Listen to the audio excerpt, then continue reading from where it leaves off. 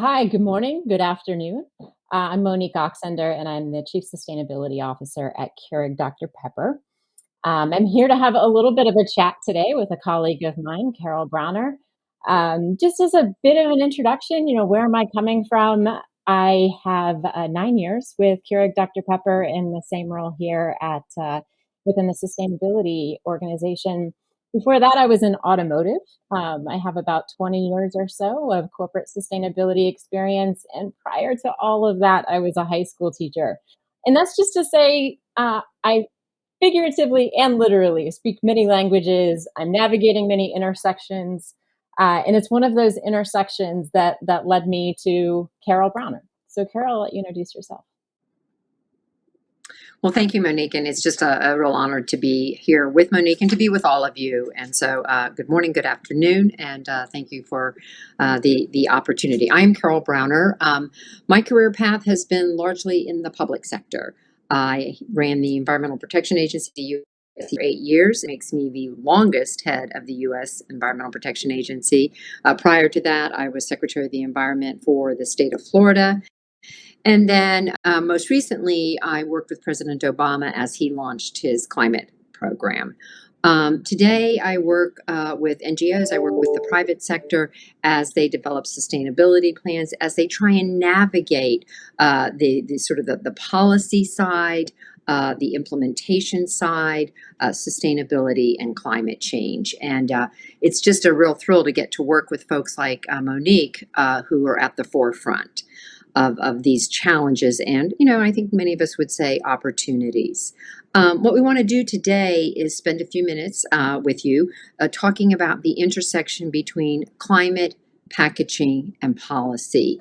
And Monique and I were talking about today's event, and it occurred to me, and I thought about this previously, but I'd never sort of said it, that packaging and recycling and all of those things we think about in terms of sustainability around packaging is unique in that it involves so many players. There is the government, need the government to do. So here in the United States, the government, local governments have made investments in things like curbside recycling. There's also what you need the federal government to do, a state government to do. We have states that have adopted things like bottle bills. There is some activity now at the federal level starting to look at things like minimum content. And so it is sort of all levels of government. But that's not the only part. It is also consumer behavior. We expect consumers to be able to do certain things or to want to do certain things. And I think Monique would agree with me. Most Americans want to be part of recycling. If given the opportunity, they want to participate in recycling programs. Although recently, and particularly during COVID, this has all become quite confusing to people. And I think, unfortunately, some may just be throwing up their hands. And so we will face a challenge of trying to re-educate people and re-engage them. And then there's obviously the private sector commitments. What are companies prepared to do? And there's a lot of good work going on in terms of plastics recycling, every bottle back, that a number of the beverage companies, including Dr. Pepper, have been a part of. This idea of really bringing back the bottle. But again, it's a circle, right? We need all of these participants, from government to consumer and to the private sector. And so, Monique, why don't I ask sort of maybe you to spend a few minutes just talking about sort of how did the commitments of the private sector over the last 3 or so years reflect the historical experience that we've just been talking about, and sort of what are the lessons learned as we go forward? Yeah. And I can say what I see is that the well informed corporate commitments that are being made absolutely reflect both the successes and the failures of the past. And I can say it's absolutely true for Keurig Dr. Pepper goals. When we look at our goals for packaging, for example, we have a goal for 100% recyclable, compostable packaging, 30% post-consumer recycled content. And within that, 25% recycled content for plastics, all of that resulting in a 20% reduction of virgin plastic use reduced. On the climate side, 100% renewable energy. We have science-based targets for emissions reductions across our value chain. When we set these goals, we don't do it in a vacuum. We establish a scope that includes consideration of the full value chain. And what I mean by that is, everything from raw materials to consumers and end of use. And then we build glide paths that account for any innovation needed or bottlenecks that we might encounter. We fundamentally just ask ourselves what needs to be true in order for us to accomplish these goals. And if we don't look back at history and learn from what has either worked or not worked, then we're not truly building a glide path with integrity. So, I think one of the observations I'd also share between climate and packaging goals is that infrastructure is a really common consideration that, again, we've learned from either the address of infrastructure or the lack thereof in past approaches.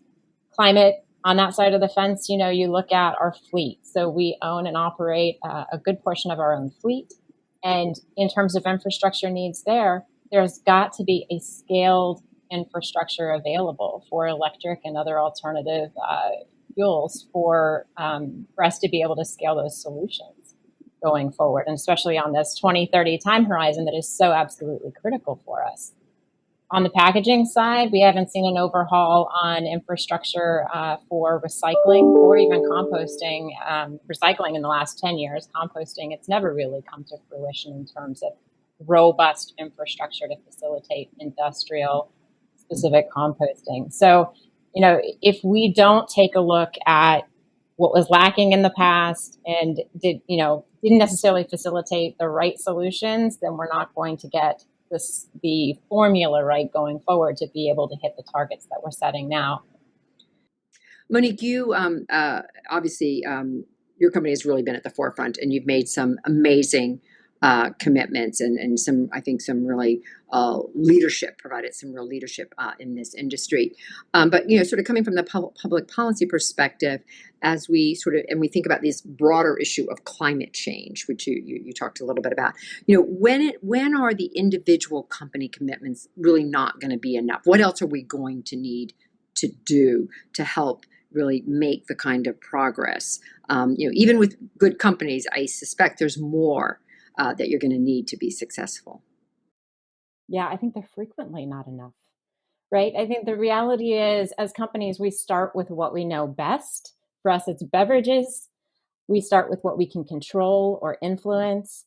But the challenges that we're trying to address are system level challenges.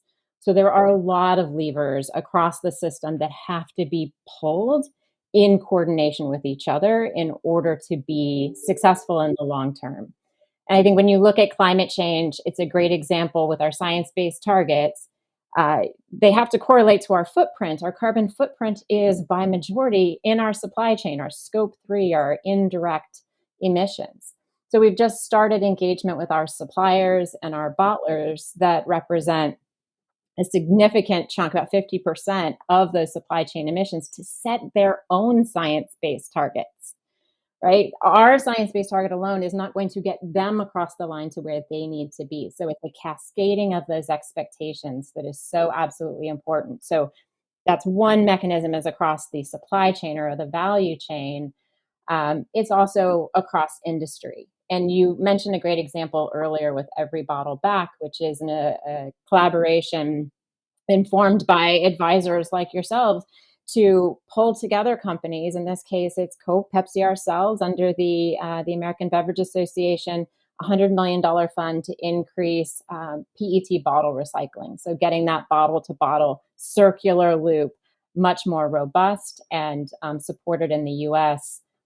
PET is not the only valuable plastic. So we've started another collaboration in 2020, the Polypropylene Recycling Coalition, that addresses that particular material. And what's really great about that particular coalition as well, it's 18 companies across the value chain. It is not just brands, it is processors, it is resin producers, everyone in to really get the equipment in place for effective sortation of polypropylene. And it's unlocked a lot of interest, from city governments as well as from recyclers who just need help getting over that hump and getting the right equipment in place for sortation. So, it's collaboration across the board. There is also increasing collaboration on the policy side, which I know is that sweet spot for you, Carol. The Circular Economy Accelerator is a great example. It's a project of the Recycling Partnership, driving for common principles, smart policy that enable not just the company goals, but a really robust circular economy in the US. So if you could snap your fingers and make two things happen with respect to packaging and climate change. And packaging, we'll use a very broad definition of packaging, and climate change an equally broad. That two things you would have happen quickly. What would they be? Oh, that it was that easy, right? But I think the first one Right. is data. Data informed decision making. I mean, we've learned so much from our journey there. Science-based targets on the climate side is a great example. They've already set the bar, which companies are increasingly, committing to the same body of science. We need that on the packaging side. Left to our own devices, when we made our commitment on recyclability for our coffee pods, we sought that data, so that it was an informed decision when we were able to say that the pod was recyclable or not recyclable. And it was data that informed recovery, that was supported by the recycling industry and others, experts in that space, as opposed to a beverage company, recycling experts, coalescing on common data. So I think that that's a really important one. I'd love to snap my fingers and make that data available for everybody. The second one would definitely be producer access to materials. So we have set these post-consumer recycled content goals. If you were to add up all of those goals across all of the companies, the demand far exceeds the supply at this point. So getting recycling rates up in the United States, getting collection and recovery rates up is going to facilitate that. But we need access to the material then once it has been collected and sorted. I think a real practical example I can offer is that we just announced in 2020 our first transition to 100% recycled content bottle with our Snapple and our core brands. We're able to eliminate 46 million pounds of virgin plastic use. That's fantastic. And then there's that co-benefit of emissions reductions as well, because a recycled content bottle is 30% less emissions than a virgin plastic bottle. So, if we're going to enable these kind of co-benefits, really, really explore this intersection between climate and packaging objectives, we've got to have access to the material to bring it back in, which is a feedback loop. I mean, that kind of feedback needs to go into the policy conversation. So I would love to turn the tables a little bit and, ask you, what are the best ways to create those feedback loops to inform policy solutions? And what are you seeing today in that space? Well, I want to start with something you actually said, because I do think that having sort of common measurements. So you talked about science-based targets. I think that has been a huge step forward for all of the efforts, whether it be on the policy side, the government side, the NGO side, or the corporate side, that there is this sort of shared view about what the targets should be and how they should be derived from the science. And I think that's been a very, very important step. I think there's another step we need to take, and we're starting to see some of this in the EU on the taxonomy. We use a lot of words, and they don't have the same meaning. I was talking to another leading company in the sustainability space and in the climate space about net zero. And their definition of net zero is radically different from even just their competitors, people in the same space. And so I think it behooves sort of all of us, from the policy to the private sector side, to really come up with a shared language, so that when we're talking about the commitments that people are making, it is really understood. I think that one of the things that are very hard for policymakers, and policy derives from laws that are passed by a parliament, passed by a Congress, and then implemented frequently by a regulator. And it is hard. Regulations have intended consequences, but they can also have unintended consequences. And it's really hard for government to sort of say something isn't working. We intended it to have the following consequences, effects, but that is not what's happening. And I think all of us need to allow, as we try and, particularly climate change, advance the reductions we need that the scientists tell us we need, and that we need quickly and desperately, that we need to be willing to try things and say, you know what, it didn't quite work, and let's go back and make an adjustment. I also think, and some of my friends in the NGO community may not agree with me, but we have to be willing to accept that sometimes 90% is really, really good. Yes, you want 100%, but sometimes 90%. And so I was talking to a packaging company recently, in flexible packaging, those pouches that we're all now getting, everything from our shampoo to our dog food to our nuts in. And, as you know, the great thing about flexible packaging is it is less input. It is less transportation cost. Grocery stores love them. It's easier for them to manage, but it still has plastic in it. It still may have some virgin material in it. And many of those flexible packages today are hard to recycle because they have liners and different things.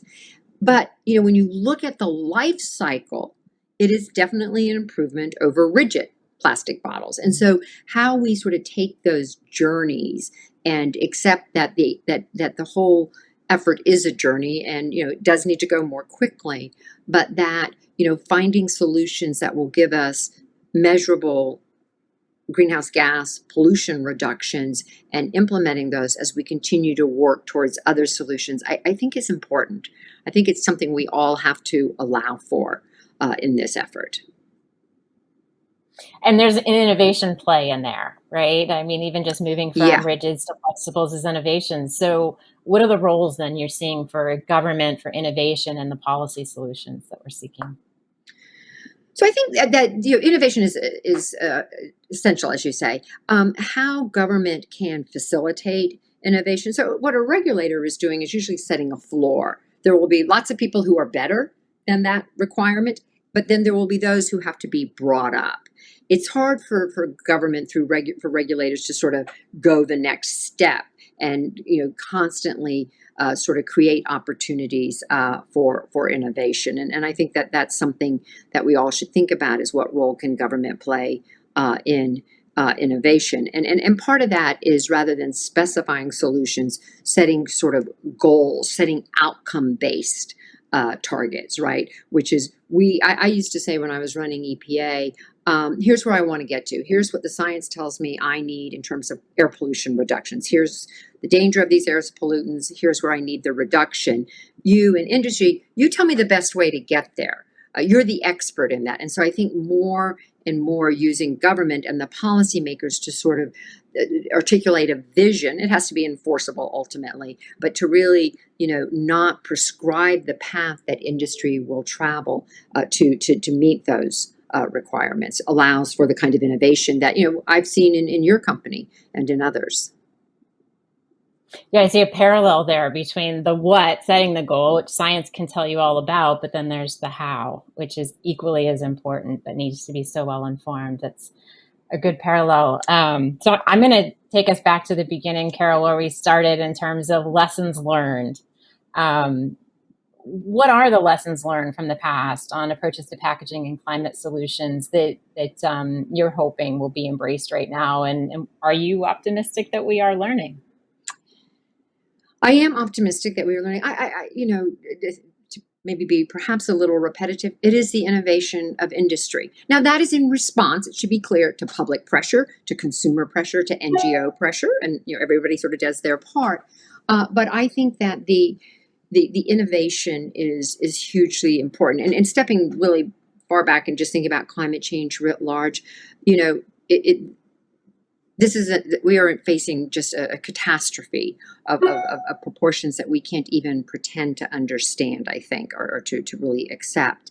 We will not be able to address those issues if we simply count on the government to do something, whether it's investing in new technologies, whether it's setting the regulatory standards requiring the pollution reductions. It is, it's all hands on deck moment, right? And that means the private sector. And I am encouraged by the innovation that I am seeing across the private sector. I like everyone to be better, but there are lots of people, and you guys are leading in terms of the plastics and the kind of commitments that you're making. And I think that can be cause for some optimism. Well, thank you so much, Carol. Thanks everybody for joining our chat today. Really appreciate your time, and hopefully you've explored some great intersections with us here. And hopefully you can stay on for some more sessions throughout the day.